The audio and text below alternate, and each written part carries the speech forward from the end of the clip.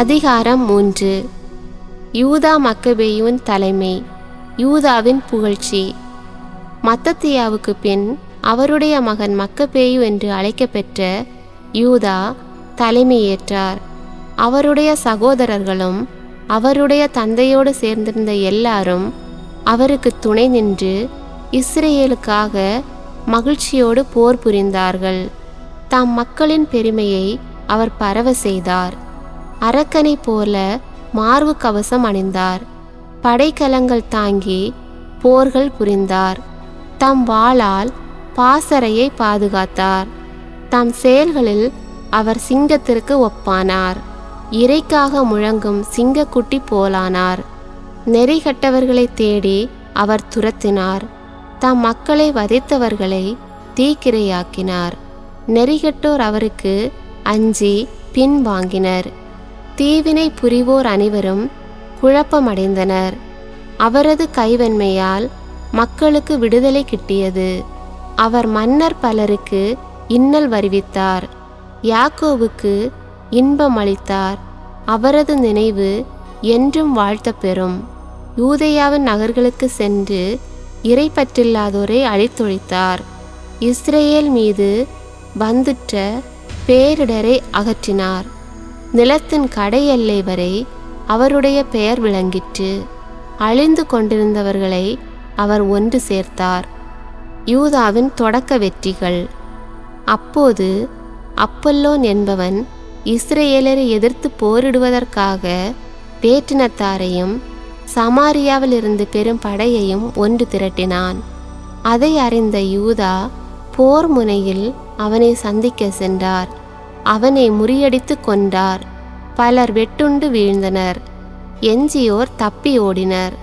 யூதாவும் அவருடைய ஆட்களும் கொள்ளை பொருள்களை கைப்பற்றினார்கள். அப்பல்லோனின் வாளை யூதா எடுத்துக்கொண்டார். அதை கொண்டே தம் வாழ்நாளெல்லாம் போர் புரிந்தார். யூதா தம்மோடு ஒரு பெரும் கூட்டத்தை திரட்டியிருந்தார் என்றும் அவரோடு சேர்ந்து போர் புரிந்து வந்த பற்றுறுதியாளர் கூட்டம் ஒன்று அவரோடு இருந்தது என்றும் சிரியாவின் படைத்தலைவனான சேரோன் கேள்வியுற்றான். அவன் மன்னரின் கட்டளையை இகழ்ந்த யூதாவையும் அவனுடைய ஆட்களையும் எதிர்த்து போரிடுவதன் மூலம் எனக்கென்று பெயர் தேடிக்கொள்வேன், பேரரசில் பெருமை பெறுவேன் என்று சொல்லிக்கொண்டான். இஸ்ரேல் மக்களை பழி வாங்குவதற்கு தனக்கு துணை செய்யும் பொருட்டு இறைப்பற்றில்லாதோரின் வலிமையான படை ஒன்றை திரட்டி சென்றான். அவன் பெத்கோரோனுக்கு ஏறி செல்லும் வழியை நெருங்கிய பொழுது யூதா சிறு கூட்டத்தோடு அவனை போர் முனையில் சந்திக்க சென்றார். படை ஒன்று தங்களை எதிர்த்து வருவதை கண்டபோது யூதாவின் ஆட்கள், சிலராயிருக்கும் நாம் இவ்வளவு வலிமை மிக்க திரளான கூட்டத்தை எவ்வாறு எதிர்த்து போரிடக்கூடும்? மேலும் இன்று நாம் ஒன்றும் உண்ணாததால் சோர்ந்திருக்கிறோமே என்று அவரிடம் கூறினார்கள். அதற்கு யூதா, சிலருடைய கையில் பலர் அகப்பட்டு கொள்வது எளிது. பலரால் காப்பாற்றப்படுவதற்கும் சிலரால் காப்பாற்றப்படுவதற்கும் விண்ணக இறைவன் முன்னிலையில் எத்தகைய வேறுபாடும் இல்லை. ஏனெனில் போரில் வெற்றி என்பது படையின் எண்ணிக்கையை சார்ந்தது அன்று, விண்ணக இறைவனிடமிருந்து வரும் வலிமையை சார்ந்ததே. இரு மாப்பையும் நெறிகேட்டையும் கொண்டே நம் எதிரிகள் நம்மையும் நம் மனைவி மக்களையும் அழித்து நம்மை கொள்ளையடிக்க வருகிறார்கள். நாமோ நம் உயிருக்காகவும் சட்ட திட்டங்களுக்காகவும் போராடுகிறோம். நம் கண் முன்னால் ஆண்டவரே அவர்களை நசுக்குவார். எனவே நீங்கள் அவர்களுக்கு அஞ்சாதீர்கள் என்று சொன்னார். பேசி முடித்ததும் செரோன் மீதும் அவனுடைய படைகள் மீதும் யூதா திடீரென பாய்ந்து தாக்கி அவர்களை அழித்தார். பெத்கோரோனிலிருந்து இறங்கி செல்லும் வழியில் சமவெளி வரை யூதா அவர்களை துரத்தி செல்ல அவர்களுள் 800 பேர் மடிந்தனர். எஞ்சியோர் பெலிஸ்தியரின் நாட்டுக்கு தப்பி ஓடினர். யூதாவுக்கும் அவருடைய சகோதரர்களுக்கும் பகைவர் அஞ்சினர். சுற்றிலும் இருந்த பிறவினத்தார் நடுநடுங்கினர். யூதாவின் புகழ் மன்னனுக்கு எட்டியது. பிறவினத்தார் அனைவரும் அவருடைய போர்களைப் பற்றி பேசி வந்தனர். லீசியா ஆளுநனாதல். மன்னன் அந்தியோக்கு இவற்றை கேள்வியுற்ற போது கடும் சீற்றமுற்றான்.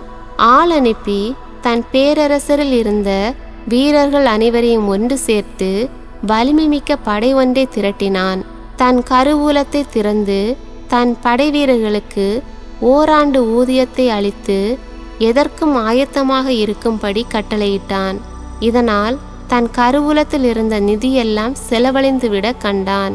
மேலும் நாட்டிலிருந்து வரவேண்டிய வருமானம் குறைந்து போயிற்று. ஏனெனில் பண்டு தொட்டு நிலவி வந்த பழக்க வழக்கங்களை மாற்றியிருந்ததால் நாட்டில் பிளவும் பெருந்துயரமும் நிலவின. முன்பு சில வேளைகளில் நடந்தது போல தன் சொந்த செலவுகளுக்கும் தனக்கு முன்பு இருந்த மன்னர்களை விட தாராளமாகத்தான் கொடுத்து வந்த நன்கொடைகளுக்கும் போதுமான நிதி இல்லாமல் போகலாம் என்று அவன் அஞ்சினான். அவன் பெரிதும் கலக்கமுற்றான். ஆகவே பெர்ஷியா நாட்டிற்கு சென்று மாநிலங்கள் செலுத்த வேண்டிய வரியை தண்டவும் திரளான பணம் திரட்டவும் திட்டமிட்டான். யூப்ரதீசு பேராறு தொடங்கி எகிப்து எல்லை வரையுள்ள பகுதியில் அரசு அலுவல்களை மேற்பார்வையிடும் பொறுப்பினை உயர்குடிமகனும் அரசகுல தோன்றலுமான லீசியா என்பவனுக்கு வழங்கினான். தான் திரும்பும் வரை தன் மகனாகிய அந்தியோக்கு என்பவனை பேணி வளர்க்க அவனுக்கு கட்டளையிட்டான். தன் படைகளுள் பாதியையும் யானைகளையும் அவனிடம் ஒப்படைத்தான். தான் திட்டமிட்டிருந்த அனைத்தையும், குறிப்பாக யூதேயா எருசலேம் குடிகள் பற்றிய தனது திட்டத்தையும் செயல்படுத்த அவனுக்கு ஆணையிட்டான். இஸ்ரேலின் வலிமையையும் எருசலேமில் எஞ்சியிருந்தவர்களையும் அழித்தொழிக்கவும் அவர்களது நினைவை அவ்விடத்திலிருந்து துடைத்து விடவும் படைகளை அவர்களுக்கு எதிராய் அனுப்புமாறு அவனை பணித்தான். அவர்களுடைய நாடெங்கும் அயல் நாட்டாரை குடியேற்றி அவர்களுக்கு நிலத்தை பங்கிட்டு கொடுக்கவும் அவனுக்கு ஆணை பிறப்பித்தான்.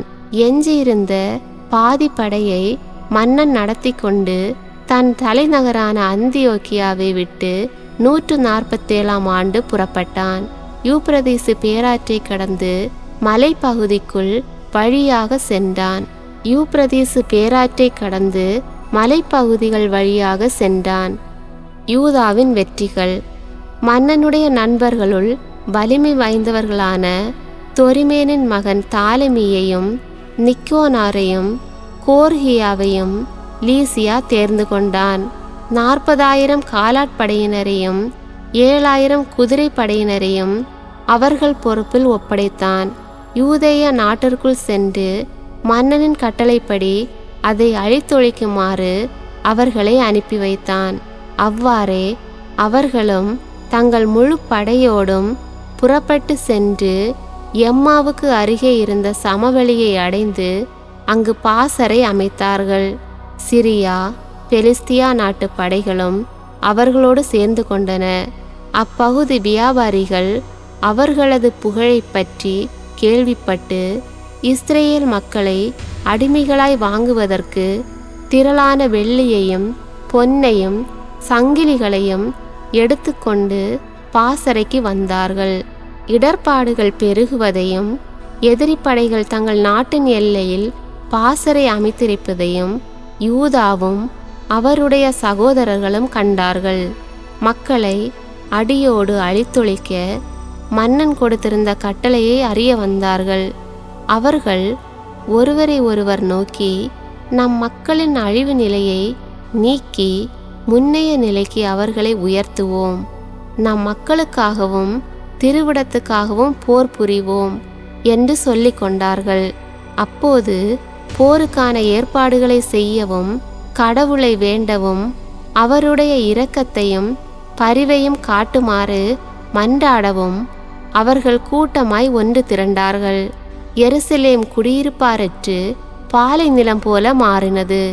அதன் பிள்ளைகளுள் ஒருவரும் உள்ளே போகவோ வெளியே வரவோ இல்லை. திருவிடம் காலால் மிதிக்கப்பட்டது. அயல் நாட்டார் கோட்டையை கைப்பற்றியிருந்தனர். அது வேற்றினத்தாரின் உறைவிடமானது. யாக்கோபின் மகிழ்ச்சி பறிக்கப்பட்டது. அங்கு குழலும் யாழும் ஒலிக்கவில்லை. இஸ்ரேலர் எல்லாரும் சேர்ந்து எருசலேமுக்கு எதிரில் இருந்த மிஸ்பாவுக்கு சென்றார்கள். ஏனெனில் முற்காலத்தில் வேண்டுதல் செய்யும் இடம் ஒன்று அங்கு அவர்களுக்கு இருந்தது.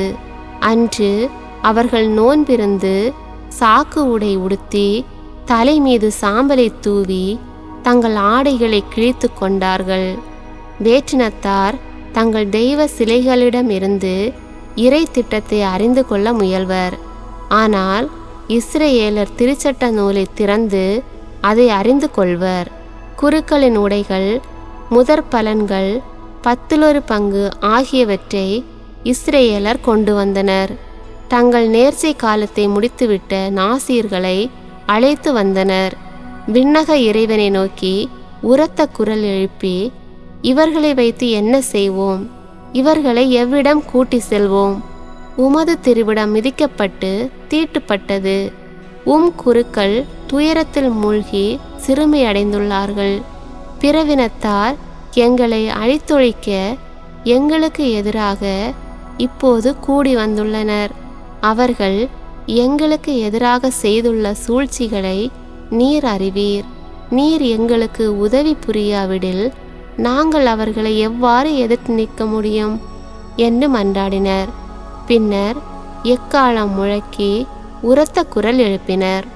அதன்பின் மக்களை வழிநடத்த 1000 தலைவர்கள், 100 தலைவர்கள், 50 தலைவர்கள், 10 தலைவர்கள் ஆகியவர்களை யூதா ஏற்படுத்தினார்.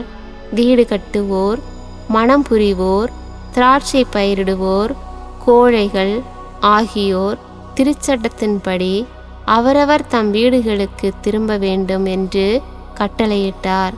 பிறகு அவர்கள் இடம்பெயர்ந்து எம்மாவுக்கு தென்புறத்தில் பாசறை அமைத்தார்கள். அப்போது யூதா, படைக்கலம் ஏந்துங்கள், துணிவு கொள்ளுங்கள், நம்மையும் நமது திருவிடத்தையும் அழிப்பதற்காக நம்மை எதிர்க்க திரண்டு வந்துள்ள இந்த பிறவினத்தாரோடு போர் புரிய நாளை காலையில் ஆயத்தமாயிருங்கள். ஏனெனில் நம் மக்களுக்கும் நமது திருவிடத்துக்கும் நேர்ந்துள்ள கேடுகளை காண்பதை விட நாம் போரில் மடிவதே நலம். ஆனால் விண்ணக இறைவனின் திருவுளம் எதுவோ அதுவே நிறைவேறட்டும் என்றார்.